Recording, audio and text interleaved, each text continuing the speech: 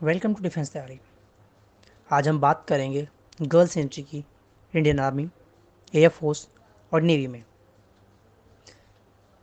सबसे पहले आता है F CAT, air force common admission test, जिसके अंदर flying branch, ground duty branch और ग्राउंड ड्यूटी टेक्निकल और नॉन टेक्निकल दोनों होता है।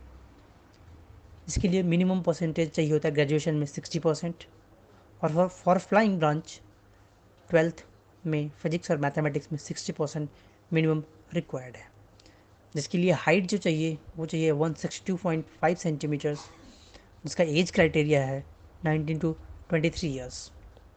आगे बढ़ते हैं और आगे आता है हमारा CAPF, central armed police forces, जिसके अंदर आती है BSF, CRPF, CISF, ITBP, SSB, जिसका जो मिनिमम एज क्राइटेरिया है वो है 20 और मैक्सिमम 25 ईयर्स। जो हाइट की रिक्वायरमेंट है इसके लिए वो है 157 सेंटीमीटर्स मिनिमम। इसके बाद आता है हमारा मिलिट्री पुलिस, जो वुमेंस के लिए स्टार्ट की गई है अभी रिसेंटली। इसका एजुकेशनल क्वालिफिकेशन है 10th पास, जिसमें मिनिमम 45% मार्क्स चाहिए होते हैं। Age 17.5 to 21 years. जिसका जो हाइट है क्राइटेरिया है वो 142 सेंटीमीटर्स है। इसके बाद आता है इंडियन कोस्ट गार्ड का असिस्टेंट कमांडेंट, जिसकी एजुकेशनल क्वालिफिकेशन ग्रेजुएशन मिनिमम 60% और 12th में मैथ्स और फिजिक्स में 60% होना चाहिए। जिसकी दो ब्रांचेज हैं, जनरल ड्यूटी और लॉ। आगे बढ़ते हैं तो हम बात करेंगे अब CDS। ये काफ़ी नोन है सबके लिए, कंबाइंड डिफेंस सर्विसेज, जिसमें अगर आपने ग्रेजुएशन किसी भी स्ट्रीम में करी हो, कोई भी परसेंटेज आया हो, आप अप्लाई कर सकते हैं। जिसकी जो मिनिमम एज है वो 18 ईयर्स है और मैक्सिमम 24 ईयर्स। हाइट जो रिक्वायर्ड है वो है 152 सेंटीमीटर मिनिमम। फिर आता है आगे INET, Indian navy entrance test, जिसकी एज जो है वो 18 टू 24 ईयर्स है। अगर आप इसके बीच में आते हैं तो आप अप्लाई कर सकते हैं। और जो एजुकेशन क्वालिफिकेशन है वो ग्रेजुएशन में 60% मार्क्स चाहिए होता है मिनिमम।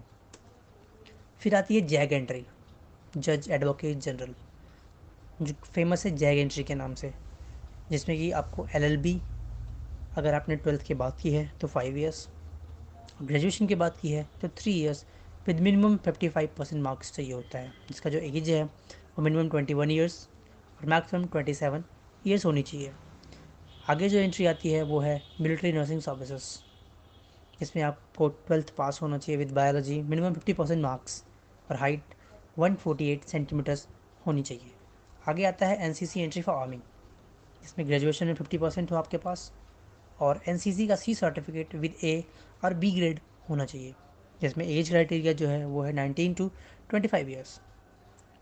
आगे आता है SSC टैक, शॉर्ट सर्विस कमीशन टेक्निकल, जिसका जो एज क्राइटेरिया है वो है 20 to 27।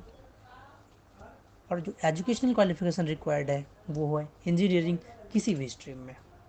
फिर आता है NCC entry for the air force, जिसमें एजुकेशनल क्वालिफिकेशन अगर आती है फ्लाइंग ब्रांच की बात करें हम तो 60% इन ग्रेजुएशन, और वहीं साथ में फिजिक्स और मैथमेटिक्स में 12th में 60% स्कोर किया। एज 19 टू 23 ईयर्स और NCC में एयर विंग में C सर्टिफिकेट होना मैंडेटरी है इसके लिए। फिर इसके बाद आता है टेरिटोरियल आर्मी, जिसमें कि एज क्राइटेरिया जो है वो 18 टू 42 है। ये काफ़ी अच्छी एंट्री है। जो लोग CDS FCAT और अदर में नहीं कर पाते हैं वो आफ्टर जॉब PTA ज्वाइन कर सकते हैं। ग्रेजुएशन किसी भी स्ट्रीम से किया हो, कोई सा भी परसेंटेज हो, बस इसमें एक स्पेशल क्राइटेरिया है कि वही अप्लाई कर सकता है जिसके पास कोई एम्प्लॉयमेंट हो।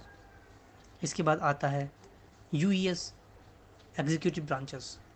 इसके अंदर आती है, इसे कहते हैं यूनिवर्सिटी एंट्री स्कीम। इसके अंदर आती है naval architecture, naval armament, inspection cadre, air traffic controller, education, logistics, law.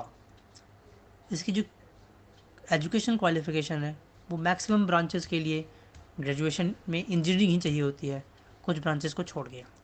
उसके बाद अगर एज क्राइटेरिया की बात करें तो 18 टू 24 ईयर्स है इसका एज क्राइटेरिया।